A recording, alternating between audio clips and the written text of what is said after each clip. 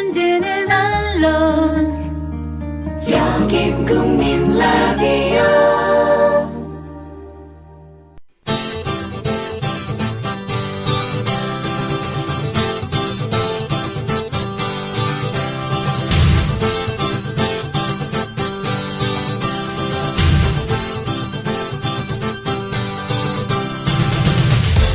투박하지만 정직하다. 비평을 비평하는 남자 서영석. 그가 바라본 세상. 사설과 칼럼을 통해 오늘을 짚어본다. 서영석의 라디오 비평. 안녕하십니까, 서영석입니다. 차를 몰고 다닙니다. 먹고 살기 위해서죠. 그런데 최근 들어서 교통딱지 떼이는 경우가 잦아졌다는 이야기가 여기저기서 나옵니다. 저녁 9시 뉴스K에서도 보도를 했는데요. 박근혜 정부 들어서 갑자기 교통딱지 떼는 사례가 늘어났다는 이야기입니다. 어느 정도였냐면요. 2012년 초, 즉 이명박 정부 말기에 비해서 올해 상반기 6개월 동안 166만 건으로 무려 3배 이상 증가했습니다. 교통딱지 금액도요. 200억에서 613억으로 무려 3배 이상 증가를 한 겁니다. 교통위반하는 사람들이 많아가지고 교통딱지를 많이 끊었다면야 누가 뭐라고 그러겠습니까? 그러나 박근혜 정부 들어 이명박 정부의 유산을 계승한 박근혜 정부 들어서 부자들의 세금은 계속 깎아주고 돈 쓸 때는 많고 세수가 부족하니까 여기저기서 눈에다가 그냥 핏대를 올리면서 돈을 긁어모으기 위해서 애를 쓰고 있는데요. 그중에서 교통법칙금도 그중 하나라는 이야기입니다. 심지어 교통경찰관들에게 실적 경쟁까지 시킨다는 이야기가 있습니다. 그렇게 되면 누가 많은 피해를 입겠습니까? 교통을 위반해야 될 정도로 바삐 움직이는 사람들 대부분 다 서민들입니다. 돈 많은 사람들, 운전기사 데리고 다니는 사람들 교통위반할 일 별로 없습니다. 이렇게 봐도 그렇고 저렇게 봐도 그렇고 정말 없는 사람 등골 빼먹는 정권 아닐 수가 없습니다. 하나 더 얘기해야 되겠는데요. 며칠 전 김무성 새누리당 대표가 당직자들 원래 조회에서 늦게 온 인간들 조지면서 이렇게 얘기를 했다고 합니다. 다음에 새누리당이 집권 못하면 좌파 정권이라고 얘기했다는데 제가 보기에는 무슨 어느 쪽을 좌파 정권입니까? 진보개혁 정권이 수십 년 간다는 말이 맞다. 그걸 막기 그 멘트를 정확하게 다시 얘기하겠습니다. 만약 우리 우파 정당이 다음 대선 놓치면 여러 사회 현상을 볼 때 좌파 정권이 수십 년 간다. 그러면 국민이 불행해진다. 라고 얘기했다는 겁니다. 새누리당이 집권 못하면 진보개혁 정권 수십 년 간다는 말은 맞지만은 그래서 뭘 어떻게 하겠다는 건지 무시무시한 얘기가 아닐 수가 없습니다. 김영희 국장이 이런 해석을 하더라고요. 만약 야당으로 정권이 넘어가면 이 우파 정당 새누리당이 수십 년 동안 정권을 탈환하지 못할 만큼 큰 죄를 지었다. 따라서 수단과 방법을 가리지 말고 또 집권해야 된다. 이런 얘기 아니겠느냐. 라고 해석을 했는데 맞는 이야기인 것 같습니다. 도대체 무슨 큰 죄를 지어서 만약 정권이 야당으로 넘어가면 수십 년 동안 우파 정당이 집권을 못할 건지. 그래서 그걸 막기 위해서는 다음 대통령 선거도 수단과 방법을 가리지 않고 부정선거를 하겠다는 건지 묻고 싶습니다. 라디오 평 시작합니다. 함께하고 계신 방송은 정치평론가 서영석 미디어 협동조합 이사장이 진행하는 라디오 비평입니다. 지상철 조합원 신청 광고입니다. 강화대교 앞에서 개념 부부가 만드는 개념 곰탕 연지연 곰탕. 연지연이란 가마솥의 장작불로 온종일 구워내는 곰탕을 서로 나누어 이어지는 인연이란 뜻입니다. 연지연 곰탕이 민주주의를 열망하는 조합원 여러분과 국민의 건강을 책임지겠습니다. 곰탕 포장 판매는 한 팩 800g에 7,000원이며 7팩 이상은 무료 배송으로 드립니다. 연지연 곰탕은 강화대교 입구에 위치해 있습니다. 단체 주문 예약 및 포장 주문 전화번호는 010-7252-1114, 010-7252-1114, 031-989-9968. 조합원 단체 예약은 10% 할인해드립니다.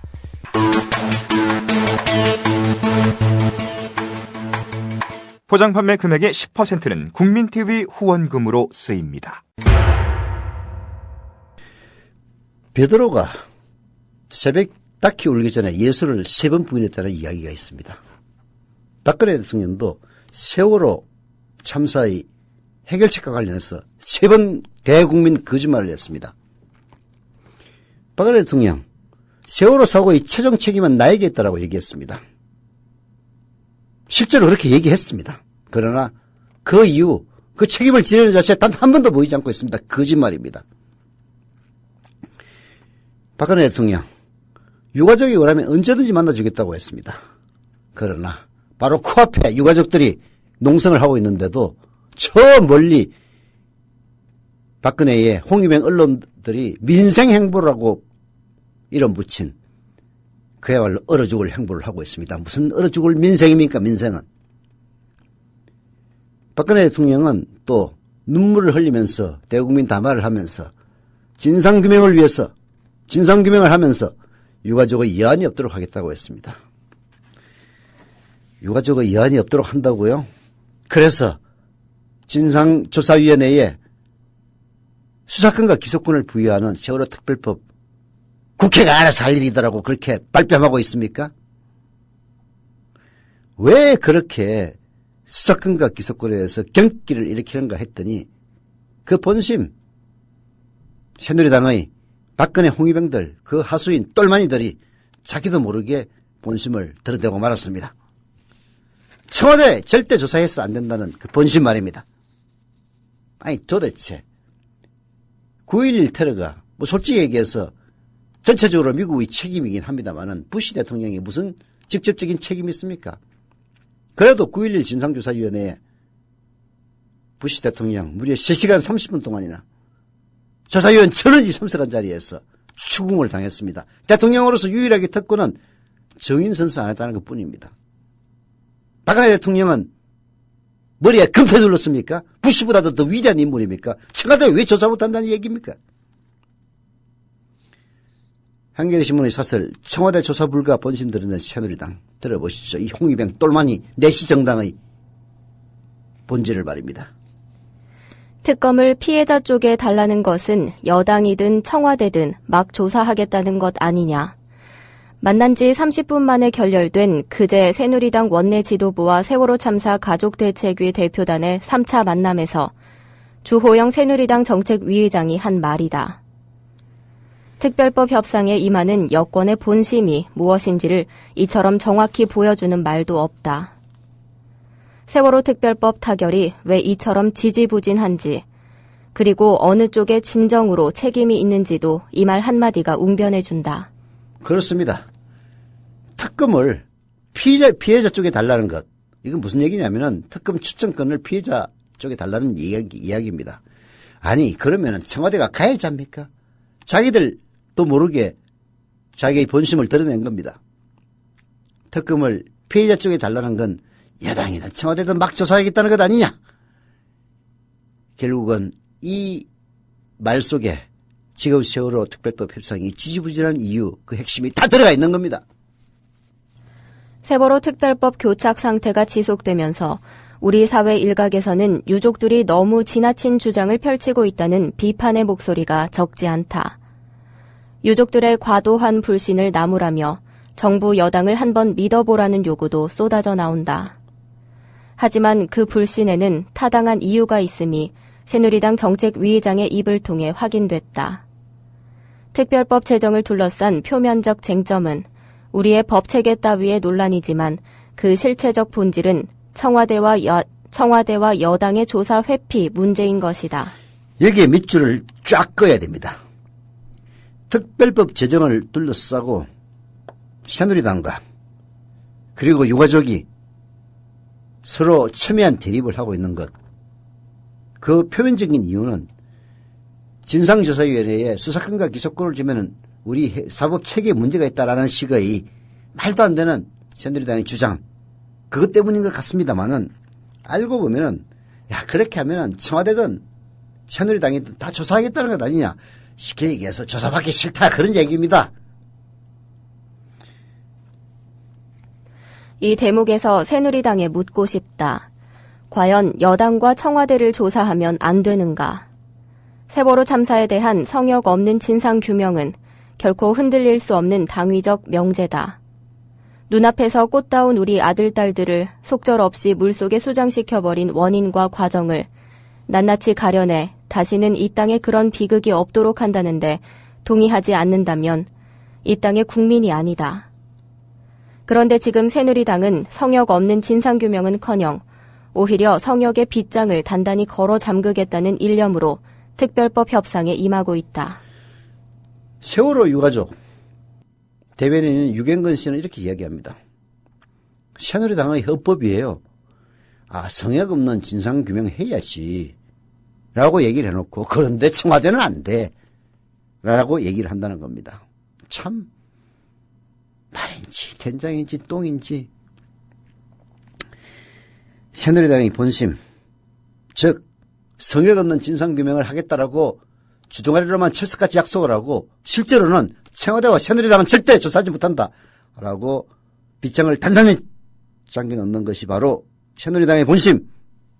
그것이라면 최소한 특별법 교착, 특별법 협상이 잘 진행되지 못하고 있는 그 이유를 유족들의 불순한 정치적 의도 때문으로 몰아가지는 말아야 합니다. 정치적 의도로 따지자면 오히려 청와대와 여권의 정치적 타격만 계산하고 있는 새누리당이 더 정략적 아닙니까? 왜 협상이 태일되지 않고 있습니까? 청와대는 절대 조사를 해서는 안 된다. 무슨 어느 쪽을 청와대입니까? 박근혜는 조사해서 안 된다. 그게 모든 협상을 막고 있는 것 아닙니까? 아니 박근혜를 조사해가지고 뭐 깜빡이 집어넣는다는 얘기예요. 아니면은 어디다가 그냥 하야를 시킨다는 얘기예요. 그냥 그때 어떤 식으로 대처했는지 그거 묻는 것 뿐입니다.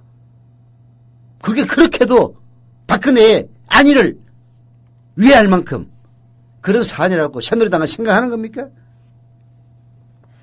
사실 세월호 특별법을 둘러싼 이 혼돈 상황에 마침표를 찍는 방법은 매우 간단하다.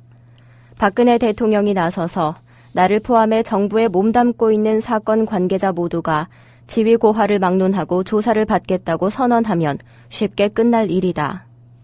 모름지기 국가의 최고 지도자라면 그리고 이런 국가적 참사의 죄책감을 느끼는 대통령이라면 그런 정도의 국량을 보여야 마땅하다. 이런 선언은 단순히 세월호 특별법 타결 차원을 넘어서 우리 사회를 화합, 단결로 이끌며 한 단계 진전시키는 좋은 계기가 될 것이다. 하지만 박 대통령에게 이런 기대를 하는 것부터가 참으로 부질없는 노릇이다. 새누리당의 방탄 임무를 맡긴 채 모로쇠로 일관하는 박 대통령은 어제 열린 영상국무회의에서도 세월호 특별법에 대해서는 입도 뻥긋하지 않았다. 민족의 최대 명절인 추석까지는 시간 많이 남지 않았습니다. 그렇다고 청와대와 새누리당의 본심이 바뀔 조짐 별로 없어 보입니다. 올해 추석은 그 어느 때보다도 우울한 추석이 될 것만 같아 벌써 마음이 무겁습니다. 추석, 박근혜의 본질, 왜 세월호 특별법 협상이 지지분인한지, 세월호 특별법을 통해서 진상을 규명하는 것을 박근혜 대통령이나 청와대나 새누리당이 왜 겁내고 있는지, 바로 그런 부분, 이번 추석을 통해서 전 국민이 그런 비판적인 생각을 공유하는 추석이 되었으면 합니다. 우리 밴드에 전주에 오신다고 공고를 내셨더라고요. 그래서 식사를 계속 한번 했으면 좋겠다라고 하셔서 흔쾌히 제가 식사 준비는 하겠다라고 말씀을 드려가지고. 세월호 유가족이 6.5kg의 십자가를 들고 안산에서 진도로, 진도에서 대전으로 가던 길. 함께 동행하기도 했고 길목마다 식사를 대접했던 따뜻한 이웃이 있었습니다. 바로 미디어 협동조합 조합원이었습니다. 그 가운데 한 명, 전주에서 음식점을 운영하는 조합원 수정원 님입니다. 상황버섯 닭백숙하고요. 그 한우 전문점을 하시는 분이 그분께서도 불고기를 협찬해 주시고 해가지고 이제 밥이랑 해서 반찬 이렇게 싸서 제가 좀 보내드린 적이 있고요. 하루빨리 특별법이 통과가 돼서 진상규명이 이루어져서 유가족들의 가슴 아픈 그런 부분들을 빨리 풀어줘야 된다라고 생각하고 있습니다. 착한 사람들이 만드는 아름다운 공동체 미디어 협동조합에 여러분을 초대합니다. 미디어 협동조합 홈페이지 국민.tv 또는 서울전화 3144-0933 서울전화 3144-7737로 신청하실 수 있습니다.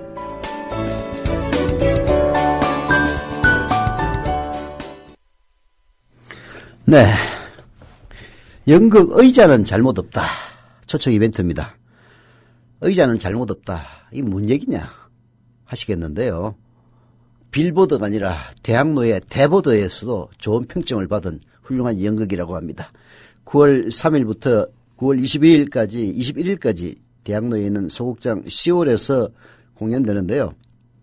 이 초청 이벤트 날짜는 9월 5일, 즉 이번 주 금요일 저녁 8시입니다.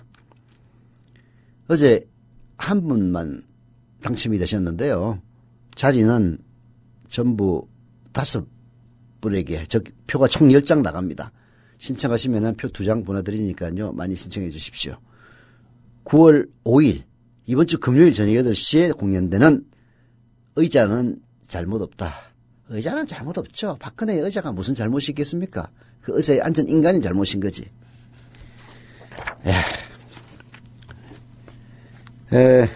그리고 요즘 추석 때 참 돈 많이 나갑니다. 그러다 보니까 조합원 가입의 속도가 조금 많이 둔화됐는데요. 그래도 오늘 아침에 출자하고 조합원 가입하고 출자하신 그리오미님, 경기도 수원시 영통구에 사시네요. 감사드립니다. 강주 광산구 장덕동의 무타리님, 그 다음에 미스터 봉큐르 님, 조합원 가입 감사드리고요. 출자금 납입 또 부탁을 드리겠습니다. 블레이드문님은 추석맞이 기념으로 일자 정자 및 일자에 준하는 금액을 후원계좌에 살며시 넣었습니다. 라고 말씀해 주시는데요. 감사드립니다. 그 후원계좌를 사실 저희들이 그동안은 적극적으로 저희들이 공개를 안 했는데요. 홈페이지에 들어가면 후원계좌 있습니다. 뭐 어떤 분은 자녀분이 ROTC 지원을 했는데 혹시 조합원 되면은 불이익이라도 받을까 봐서 ROTC 합격하고 나서 조합원 가입하시고 출자금 내시고 그리고 조합비 CBS 계좌 이체까지 하시다는 분도 계시던데요. 뭐 전혀 문제는 없습니다만 그래도 걱정되신다면 후원하시면 된다.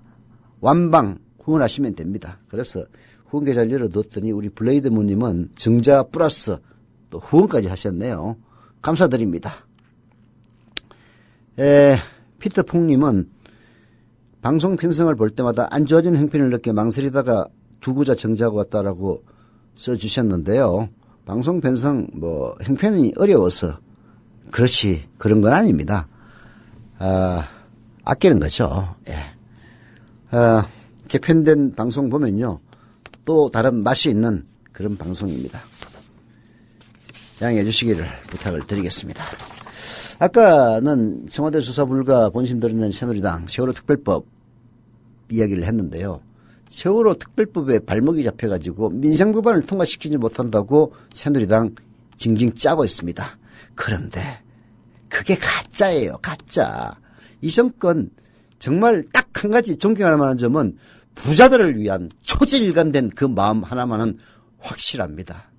IMPT가 급하다는 민생비판 그 실체를 알고 보니까 재벌과 부자만을 위한 특혜다라고 분석을 했는데요.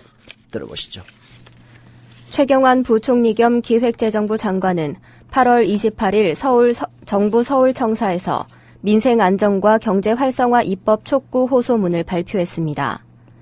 이날 호소문 발표 자리에는 최양희 미래창조과학부 장관, 김종덕 문화체육관광부 장관, 윤상직 산업통상자원부 장관, 문형표 보건복지부 장관, 서승환 국토교통부 장관, 신재윤 금융위원장 등이 최 부총리와 함께 서 있기도 했습니다. 최 부총리는 8월 국회는 경제를 살릴 수 있는 마지막 기회라면서 이번 회기에 민생 관련 법안이 통과되지 못하고 경제 회복의 불씨를 살리지 못한다면 우리 경제는 길을 잃고 회복하기 힘들게 될 것이라고 말했습니다. 박근혜 정부와 새누리당이 빨리 입법을 추진해야 한다는 민생 법안은 관광진흥법, 의료법, 소득세법, 조세특례 제한법, 서비스산업발전기본법, 클라우드 컴퓨팅법, 기초생활보장법, 신용정보법, 국가재정법 등 9개입니다. 이 법안들이 통과되지 못하면 경제회복이 힘들다고 주장하며 호소문을 발표했지만 과연 그것이 급하다는 민생 법안의 실체는 재벌과 부자만을 위한 특혜라는 의문이 듭니다. 그래서 하나씩 따져보기로 했습니다. 예. 우선 빨리 입법을 추진해야 한다는 관광진흥법 봅시다. 그건요. 학교 근처라도 유해시설이 없는 관광호텔 설립을 허용하겠다는 내용입니다. 물론 단서를 달았어요. 유해시설이 없는, 예를 들어서 터키탕이라든지 카지노 도박장이라든지 이런 거 없는 관광호텔 설립은 허용하겠다. 이런 내용입니다. 이 법안이 나오게 된 배경은 지난 3월 청와대 영빈관에서 열린 제1차 규제계획 장관회의 및 민간합동규제계획 점검회의에 다 나와 있습니다.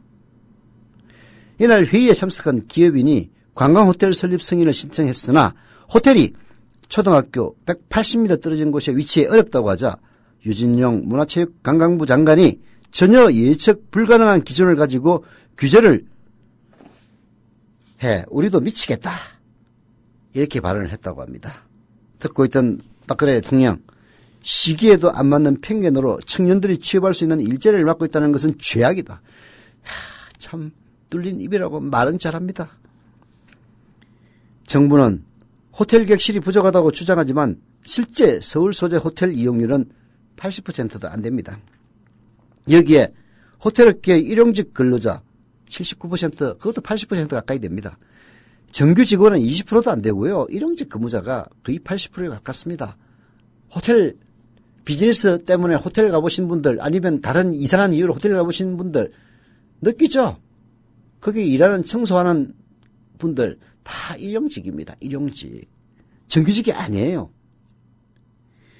이런 부실 일자리를 가지고 청년들이 취업할 수 있는 일자리를 맡고 있다는 것은 죄악이라고 하면서 초등학교 근처라도 관광호텔 허가를 내주겠다는 박근혜 대통령 보면 진짜 양심에 털이 난 건지 아니면 정말 무식해서 그러는 건지 궁금합니다. 이 법안 통과되면요. 대기업이 학교 인근이라도 호텔을 건립할 수 있는 발판될 겁니다. 특히 어디 그 경복궁인가 창경원역 그 옆에 무슨 호텔 6성인지 7성짜리 호텔 짓겠다는 거 이런 것들 다 통과시켜서 재벌들 배불려 주겠다는 그런 이야기입니다. 원격 의료 대상을 확대하겠다는 의료법은 의사들도 반대하고 있는 법안입니다. 진료가 제대로 이루어질 수 없고 대형 병원으로의 쏠림 현상과 선택 진료비 증가 등의 국민 의료보험 지출이 높아질 수 있기 때문입니다. 진료 문제를 해결하기 위해 원격 의료 대상을 확대하겠다고 하지만 급한 환자인 경우는 예약을 하거나 의사가 모니터 앞에 있어야 하는 연락망이 가동되는 시스템에서는 어렵습니다. 그래서 원격 진료를 대부분 당뇨나 혈압 등 관리가 필요한 질병 등에 적용할 예정입니다. 지금 대기업은 너나 할 것 없이 헬스케어 서비스 사업을 확대하고 있습니다. 원격 진료 대상이 질병 치료가 아닌 관리 시스템에 도입되기 때문입니다. 진단 장비, 시스템 구축에 소요되는 세금 비용과 이익은 이런 헬스케어 서비스 사업에 뛰어든 대기업에 돌아갈 것입니다. 서비스산업발전기본법에 있는 의료관광비자 발급 제출 서류 간소화와 환자 유치 업무 범위의 숙박시설 확대는 의료 영리화를 위한 법안입니다. 이런 법안을 무슨 민생법안이라고 빨리 처리해야 한다고 주장하는 건지 정말 의문입니다. 또 정부는요.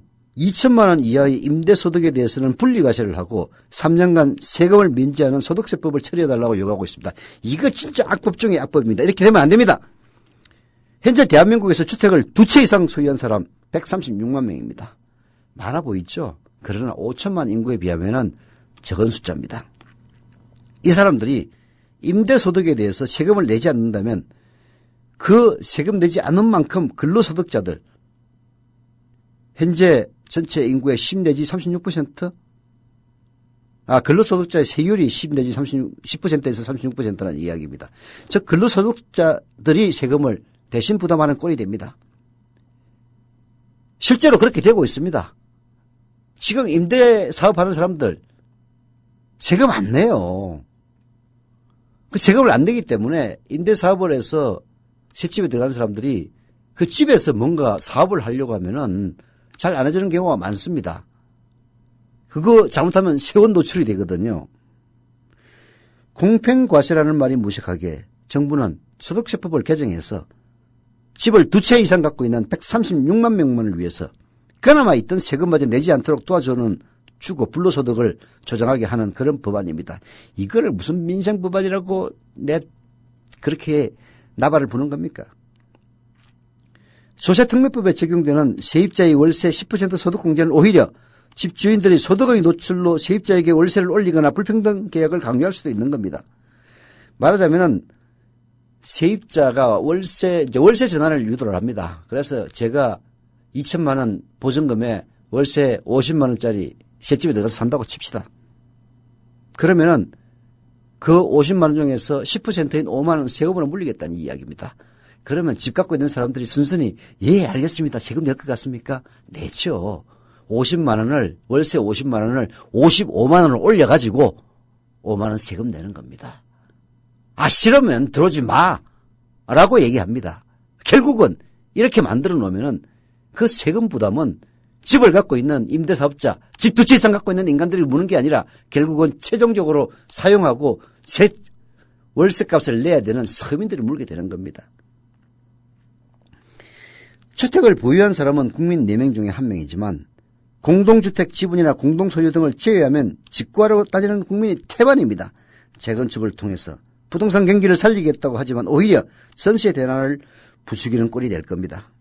136만 명, 집을 2채 이상 갖고 있는 대한민국의 136만 명을 위한 법안, 이걸 민생법안이라고 그렇게 통과시켜달라고 애걸복걸 하는 건지 도대체 박근혜 정부의 대가리 속에는 뭐가 든 건지 답답하고 한심하기만 합니다.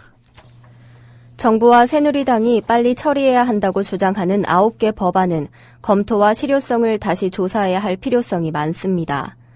기초생활보장법에 나온 지급 대상에 대한 기준은 오히려 117만 명의 수급 탈락자가 발생할 수 있게 합니다. 신용정보법은 개인정보 유출 사고 방지를 위한 과징금과 손해배상 제도를 도입하겠다는 취지인데 집단소송제나 입증 책임을 어떻게 하느냐의 후속 시스템이 개선되지 않으면 무의미한 법안입니다. 소상공인진흥기금을 설치하는 국가재정법은 이미 2013년부터 2조 1,526억 원의 자금을 지급하는 등 시행하고 있는 법안입니다. 새누리당 김현숙 원내대변인, 박근혜 정부의 민생법안에 대해 당장 어려우신 분들에게 혜택이 돌아가고 세월호 참사로 얼어붙은 우리 경제의 불씨를 살릴 수 있는 생명과도 같은 법이라고 찌끄렸습니다. 이 법안 내용을 제대로 들여다보고 있다는 얘기를 하는 건지 김현숙 씨에게 묻고 싶어요. 정부와 새누리당이 빨리 통과시켜야 우리 경제가 살아난다고 주장하는 민생법안, 그 실체를 알고 보면 재벌이나 대기업 그리고 집을 2채 이상 가진 이른바 가진 자들을 위한 그런 법안입니다. 정말 서민들을 위한 법안 아니고 전혀 서민들의 생활을 증진시키는 것과 관계가 없습니다. 민생법안이라는 말로 포장된 특정 계층을 위한 특혜 법안이, 그게 바로 새누리당이 빨리 통과시켜야 된다고 얘기하는, 박근혜 대통령이 빨리 통과시켜달라고 주장하는 법안의 그 실체입니다. 그게 아직도 쏟고 있는 국민 많습니다. 이거 통과되면 권력가, 돈을 지닌 재벌과 부자들만 살판나는 그런 세상 더 빨라질 겁니다.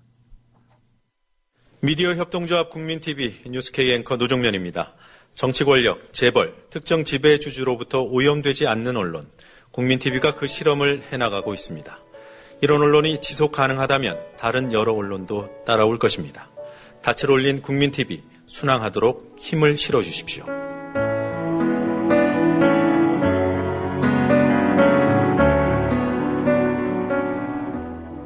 월 11,000원의 조합비 납입. 조합원 여러분의 많은 동참을 바랍니다. 자동 납부는 미디어 협동조합 홈페이지 국민.tv 또는 서울전화 3144-0933, 서울전화 3144-7737로 신청하실 수 있습니다. 여러분에게 언론혁명으로, 그래서 자부심으로 보답하겠습니다.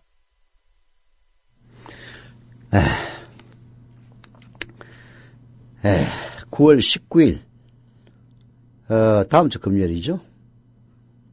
저녁 7시부터 1시간 동안 국민TV에 나아가야 될 방향이라는 고리타분한 주제로 제가 특강합니다. 조합원들만 참석할 수 있습니다. 50명 선착순입니다. 그리고 그 다음 주 9월 26일 금요일에는 미디어와 협동조합이라는 역시 고리타분한 제목으로 저녁 7시부터 1시간 동안 특강합니다. 이것도 제가 합니다. 선착순 50명이고요. 조합원만 가능합니다. 조합원 아니신 분들이 조합원과 같이 오는 건 상관이 없습니다. 많이 참석해 주시기를 부탁을 드리겠습니다.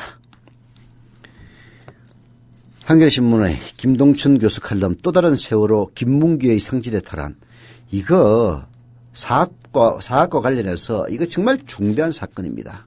오로지 사학재단 만들어서 등록금으로 치부하고 재단에 대해서 전입금, 즉 그 재단을 만든, 그 학교를 만든 그 사람이 학교에 주는 돈은 한 푼도 없는 이런 식의 사학재벌들, 김문기의 이사장 탈환으로 아마 엄청 힘을 받았을 겁니다. 아무리 사기치고 돈 벌어도 아무 상관없어. 김문기 봐. 결국은 자기 재산 찾잖아. 이런 얘기 하는 겁니다. 이건 또 다른 우리 사회의 세월호입니다. 비리 혐의로 쫓겨났던 상지대의 김문기 전 이사장이 총장으로 화려하게 돌아왔다. 과거 상지대는 사학비리의 종합선물세트라고 불릴 정도로 비리 사학의 대명사였다. 토지 투기, 부정입학, 교수 부정임용, 친인척 비리, 용공 조작 등을 저지른 것으로 알려진 김문기 전 이사장은 문민정부가 들어선 1993년 구속되고 대학에서 밀려났으나 지난 20여 년의 투쟁과 이명박, 박근혜 정부의 든든한 후광을 입어 이번에 학교를 되찾았다. 김문기의 전격적 복귀에는 새누리당과 사법부, 교육부, 언론 등 모든 힘 있는 기관이 총총 동원됐습니다. 그리고 투자 능력이라는 경영 논리가 교육기관의 근본 가치를 이겼습니다. 그래서 그의 복귀, 김동춘 교수는 또 다른 세월호 참사로 본다는 겁니다. 세월호 참사에 한국의 모든 적폐가 집약되어 있듯이 김문기의 복귀에는 민주주의의 후퇴, 한국의 뒤틀린 자본주의, 그리고 그것을 움직이는 거대 종교, 언론계 인적 네트워크가 거미줄처럼 얽혀 있습니다. 현재의 사립학교법은요, 학교법인을 여타의 재단법인과 차별화하여 공공성을 가진 것으로 보고 있습니다. 그렇지만 학교의 운영 자격을 갖추지 못한 재단이 물러났을 경우 새롭게 선임된 임시이사나 이사장 그리고 총장이 실질적인 권한을 행사하기 어렵도록 되어 있어서 비리이사전의 복귀 여지를 남겨두고 있습니다. 그리고 현 새누리당은 바로 사학의 공공성보다는 이사장이 정권을 행사할 수 있는 재단으로서의 성격을 유지하는 사학법을 사수하거나 개혁을 시도하면서 비리사학의 대변자 노릇 충실하게 해왔습니다. 박근혜 대통령 역시 아버지 박정희가 강탈한 의혹이 있는 영남대 이사장을 역임했던 바로 사학의 이해 당사자입니다. 그리고 사학법 재개정 악법으로 만들기 위해서 이명박이하고 같이 촛불 들고 나왔던 인간들이에요. 그때 그 촛불에는 동조하는 사람들 아무도 없었습니다. 새누리당 이해 당사자들만 몇 명 나와서 쭈구리하고 있었는데 그걸 또 아이고 야찬. 이번 김문기 복귀를 간양해준 주역은 법원과 교육부였습니다. 고등법원은 기존 사학법의 정신을 어기면서까지 설립자의 재산권을 옹호하는 판결을 내려서 실제로는 상지대 설립자도 아닌 김문기 복귀의 물꼬를 텄고, 대법원은 상지대의 임시이사가 정이사를 선임할 수 없다고 판결을 내림으로써 김문기의 복귀를 보장해줬습니다. 임시이사 체제가 이렇게 지속되는 동안 상지대의 정상화를 미루던 교육부는 이명박 정부 이후 사학분쟁조정위원회를 통해서 이 문제를 처리했는데, 사분위는 대법원의 결정을 곧 옛 재단이 정의사의 가반수를 선임할 수 있다고 자의적으로 해석한 다음 김문기에게 정의사 가반수 추천권을 줬고, 결국 김문기의 복귀는 초입기에 들어가서 상지대는 정상화해서 혼돈의 길로 갔던 겁니다. 김문기는 여야 힘있는 정치가들에게 정치 자금을 뿌렸고 이 사건과 직접 연관되어 있진 않지만 전 사분위 위원장은 로펌의 대표로서 분쟁 사학은 이들 로펌의 고객이었으며 교육부 관료들에게도 사학은 미래의 직장이기 때문에 이들 모두 악어와 악어새처럼 이해관계로 얽혀 있다. 현 교육부는 김문기의 상지대 총장 선임 취소를 권고한다고 말하고 있으나 그것은 면피용에 불과하다는 의혹을 지울 수가 없다. 왜냐하면 황우여 장관 자신이 2004년 사학법 개정 당시 사학의 편에 섰던 사람이기 때문이다. 황우여가 바로 그 당사자의 직간접으로 연결이 되어 있는 사람입니다. 오히려 교육계에서는요, 황우여가 장관이 되니까 김문기가 이사장은 뭐 그렇지만은 총장까지 노려서 결국은 총장에 앉았다라고 얘기까지 하는 사람이 있습니다. 상지대는 그래서 한 신문의 사설에서는 그런 의혹을 해소하려면은 황우여가 앞장서서 김문기의 총장 취임을 취소하도록 아니면은 사퇴하도록 해야 된다. 이런 이야기까지 공식적으로 하고 나섰던 겁니다.